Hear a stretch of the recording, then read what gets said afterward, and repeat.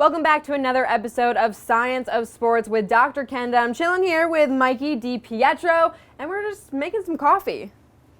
But why are we making coffee? Because it's all part of a routine.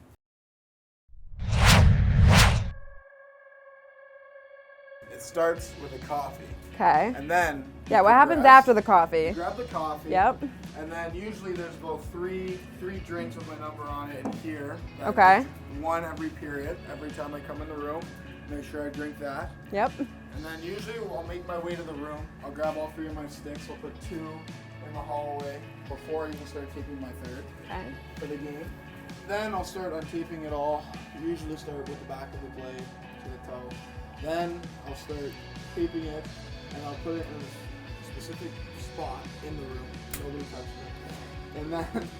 And then I'll start with my gear, making sure it's all good. I'll put on my glove first, make sure that feels good. I'll make this is a lot. Superstitious, a little. Some say routine. Dr. Q, superstition, believe it? Well, there actually is some science behind that. As caffeine is a stimulant and it does cross the blood-brain barrier. So, Mikey, there's some science behind your routines. It probably helps you become a better goalie, better response time. Moving in all alone on DiPietro, Radish to the backhand, big save, DiPietro! Right wing side, Frost, backdoor feed, big save, DiPietro! All right, so one of your pregame routines is to throw the ball against the wall, and it really helps your hand-eye coordination. You know, as I started talking to more goalie coaches, started really think about it, that a puck isn't really coming from straight on. Right. It's most likely coming from the ground or from a tip or whatever, but the puck is always coming from the ground or from below you. Okay. So how could I, recreate that right. For that feel? So for me, I use a racquetball. Okay. Some guys use tennis balls. Other guys, there's different avenues you can use. I just use a racquetball because there's more bounce to it.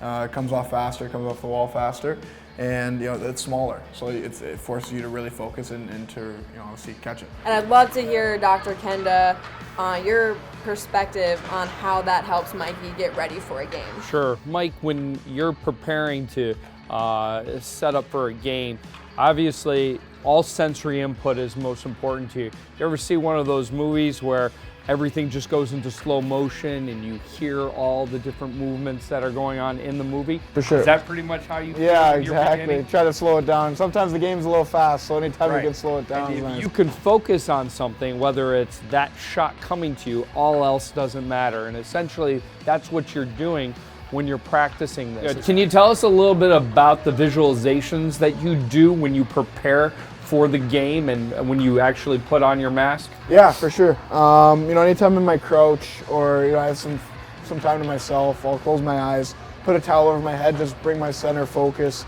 to kind of what my task at hand is that night. Every time I visualize, I try to visualize myself personally doing the task itself. Sure.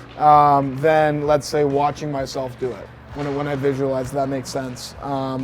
Before a game, I'll basically visualize every possible save I can make with every extremity of my body, whether that be a glove save, a pad save, making a tip save, the way I move around my crease. I always want to visualize myself doing it physically.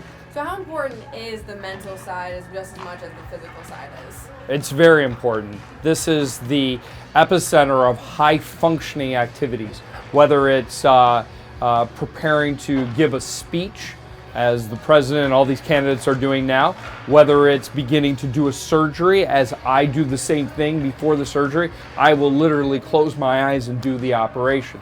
What's really neat about your brain when you do this is that there has to be multiple levels of interconnectivity that go on.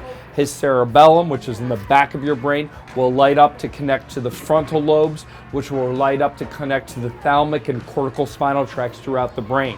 Those responses will come out to these reflexes that you do without even thinking. The neatest part about that is that a puck, if you're out of position and a puck is hit with the velocities we've talked about earlier, 90 miles an hour coming in, you proprioceptively are going to have to put your hand in space, in timing of where you think that puck's going to be in the amount of time. So it literally, it's like Mr. Miyagi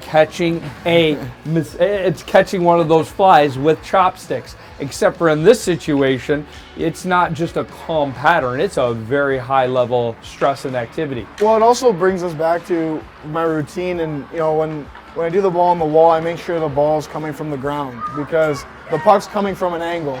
So if I gotta take up space in the net in a desperation moment, that angle that the ball travels from the ground back up to me, it's rising. So Right. I got to make sure that, when the puck's coming off the ice, I got to realize that, okay, what part of the stick did it come off of? Where's the kick point in the blade that it came off of? The release, backhand, forehand, lefty, righty.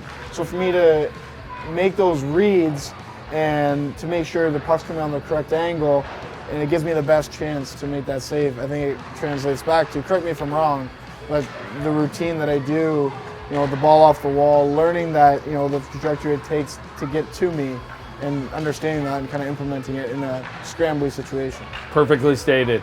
And that's why you're so successful at what you do. Good chatting with you, Mike. Thank you. It was Appreciate great. it.